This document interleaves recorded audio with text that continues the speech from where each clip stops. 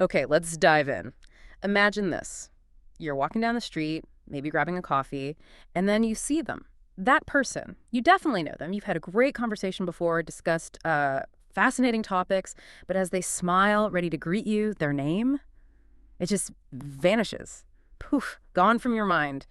That almost universally relatable, slightly cringeworthy, and, well, deeply human experience is exactly what we're unpacking today. It is, isn't it? That little jolt of internal panic, that scramble to conjure a name from, like thin air. Our mission with this deep dive isn't just to define a few phrases. It's really to arm you with the practical, everyday English you need to navigate these, well, embarrassing social moments with both grace and genuine communication. We're going to pull apart a real-life conversation, extracting some surprising insights into how language can either heighten the awkwardness or, instantly diffuse it. And what makes this particular source so valuable for you, our listener, is that it's a transcript.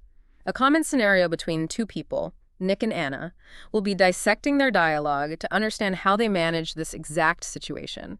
And by the end, you'll have, hopefully, a whole new toolkit of phrases. Right. Things for expressing urgency politely, asking for contact information smoothly, admitting a memory lapse with finesse, Describing locations naturally. acknowledging personal weaknesses with empathy, and even a casual greeting that sounds incredibly authentic. It's all about equipping you not just with words, but with the kind of social strategy embedded within those words to make your interaction smoother. Absolutely. So let's set the scene for our encounter. Nick is simply walking in his neighborhood when he spots Anna. They had met just last week at a conference and, as it turns out, had a really interesting conversation about foreign investment. So a connection was definitely made. And here's where the subtle dance of social interaction really begins. Nick's initial reaction is pure surprise. Oh, hey, what are you doing in this neighborhood? But almost immediately, you can feel him trying to manage the situation. He quickly mentions, I'm in a bit of a hurry, as a polite way to potentially wrap up the conversation. Right, sort of an escape hatch if needed. Exactly. Yet crucially, he still wants to keep that connection going. So he offers his card and asks Anna, you still have my contact details, right? Oh, It's a fascinating tightrope walk. it really is. And here's where it gets truly human, the moment of truth. Nick, caught between being efficient, polite, and, well, maintaining that connection, has to confess. He says, you know what, this is really embarrassing, but your name has just slipped my mind. Can you remind me? The classic social stumble. Oh, yeah. But what Anna does next is key to diffusing all that potential tension. She immediately puts him at ease, saying, don't worry about it. It happens to me all the time. And then she offers her own vulnerability, admitting, I'm terrible with names too. This immediate empathy and shared vulnerability, it creates an instant bridge, moving the interaction from a potential moment of shame to, like, a shared, relatable human experience. Yeah, that's huge. This simple act of self-disclosure is often overlooked, but it's incredibly powerful in building rapport. And it just highlights how common these situations are and how the language used, both the apology and the reassurance, helps manage them so effectively. So let's unpack some of those specific language takeaways, starting with Nick's opener, in a bit of a hurry. Yeah, this phrase is incredibly useful for navigating social situations when you genuinely don't have much time, or maybe you just need to move quickly. Nick used it perfectly here to politely signal a time constraint while still leaving the door open for interaction. It's subtle, but it manages expectations. Right. And is there like a subtle difference in how in a bit of a hurry lands compared to saying something blunt like I'm busy? One feels a bit softer maybe. Absolutely. I'm busy can sound dismissive, maybe even stressed. In a bit of a hurry feels gentler, more apologetic.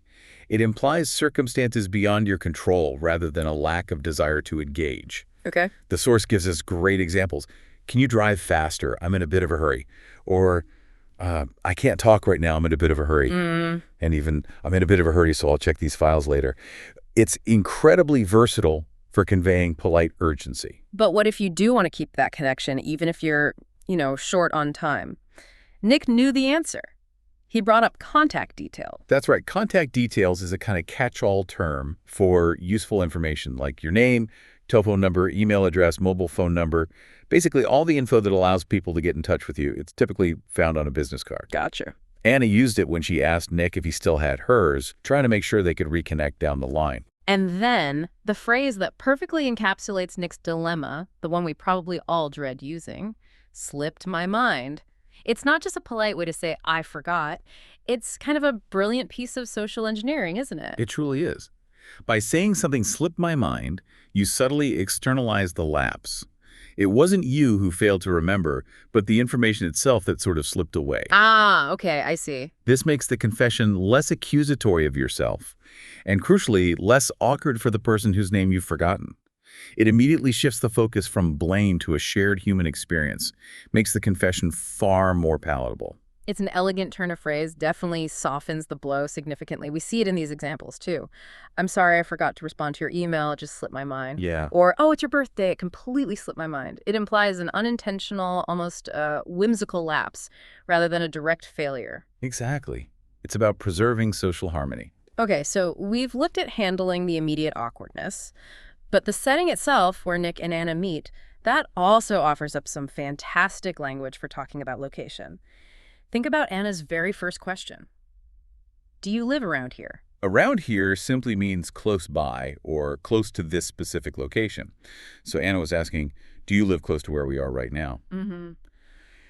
It's a very common, very casual way to inquire about proximity. Yeah. You might ask, is there a bank around here? If you're looking for an ATM in an unfamiliar area. And there are some great variations that build on this idea of proximity. For instance, right around the corner. This implies something is literally on the other street or incredibly close. Nick's office, he explained, was right around the corner. Right. A great example is there's a great restaurant right around the corner. It signals super close proximity, often walkable. And then there's around there, which refers to near a specific place, Yeah. but not necessarily here where the speakers are standing. Uh, For example, Los Angeles is a great city. I used to live around there. It places the location in a general vicinity relative to a named place, offering a broader sense of being nearby. It's fascinating how a simple preposition can paint such a, well, precise picture of location. Our next phrase comes from Anna, who used it to show empathy with Nick. She said, I'm terrible with names too. Yeah, if you say you're terrible with something, it just means you're not good at it, or you consistently struggle with it. It's a common sort of self-deprecating way to acknowledge a weakness without being overly dramatic. And this shared vulnerability often fosters connection, just like it did between Anna and Nick. Makes sense. The source provides some really good examples. You're terrible with numbers, you can't even remember your own telephone number. God. Or, I'm terrible with directions, I'm always getting lost. And finally, I'm terrible with faces, I can never remember what people look like. Oh, I feel that one in my bones. I am definitely terrible with numbers. I can barely add 2 + 2 sometimes without pulling out my phone. Huh. Join the club. And faces too, actually. Sometimes I'll see someone and know I know them, but the details just won't click, which is almost as frustrating as forgetting a name. It happens to so many of us. And recognizing that shared human fallibility, like Anna did, is a powerful communication tool. It just makes the conversation more authentic. It really does. Speaking of natural conversation, let's rewind to the very first exchange. Anna's initial greeting for Nick gives us a perfect fluency builder for sounding more authentic in everyday encounters. That's right. How's it going? At the very start of their encounter, Anna greeted Nick with, Nick, how's it going? This is such a natural, casual alternative to how are you, or maybe how are you doing? It sets a completely different tone. It absolutely does. How's it going? It sounds more relaxed, more contemporary, and it immediately establishes a friendly rapport in casual settings. When you run into a friend saying, hey, how's it going? Immediately feels more authentic and less formal than a more structured greeting. It's a small shift, but it makes a big difference in sounding more like a native speaker and connecting with people effortlessly. Definitely good to keep in mind. Now let's talk about real-life strategies for when names truly slip your mind. I actually have a very embarrassing story related to this. We were at a huge family reunion, tons of aunts, uncles, cousins I hadn't seen in ages. Thank you. And I was chatting with this really nice older gentleman, clearly a family member, but his name had just evaporated, gone. Right. I had to slyly pull one of my cousins aside and whisper, hey, who is that guy? He said, oh, that's Uncle John. I was so embarrassed. Oh. For the rest of the day, I just called him Uncle because I was too mortified to use his actual name after forgetting it. That's a classic scenario and completely relatable. The immediate instinct is often to avoid the confession. But what's fascinating is that direct honesty, like Nick used, often works better than trying to skirt around it.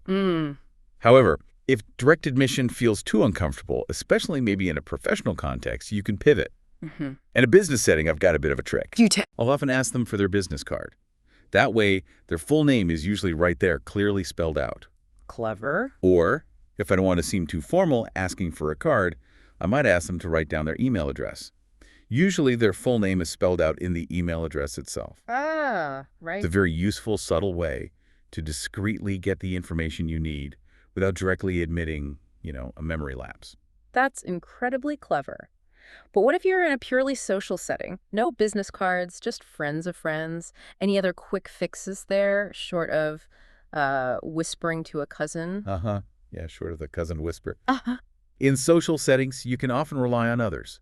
If you're with a mutual friend, you could maybe casually say, "Oh, I don't think I caught your friend's name," prompting the mutual friend to reintroduce them. Good one. Or, you can use a general polite address like "my friend," or even just, for a brief period, hoping their name gets dropped into the conversation naturally. Fingers crossed. But ultimately, owning the lapse, perhaps even with a touch of humor, like, "My brain seems to have rebooted, could you remind me of your name?" can often be the most disarming strategy. People generally appreciate honesty. That's incredibly helpful. It really is all about having those adaptable communication tools ready, isn't it? Indeed. It allows for genuine connection, even when our memory, fails us. And that wraps up our deep dive into navigating those sometimes awkward social encounters. We've unpacked essential everyday English phrases like "in a bit of a hurry," contact details, and the wonderfully forgiving "slipped my mind." We also explored the nuances of location with, around here, acknowledging weaknesses with, terrible with, and that perfectly natural greeting, "How's it going?" Plus, we shared some practical strategies for when a name just won't come to you, emphasizing empathy and adaptability. Exactly. Understanding these nuances and having these phrases in your vocabulary makes you so much more confident and, frankly, well-informed in real-world conversations. It's about more than just the words themselves. It's about understanding the social mechanics of communication. Yeah. Connecting with people smoothly and effectively. Absolutely. So here's a final thought to leave you with. If even the simplest details like a name can slip our mind so easily, what does this tell us about the importance of empathy and adaptable communication in our everyday interactions? Something to ponder until next time.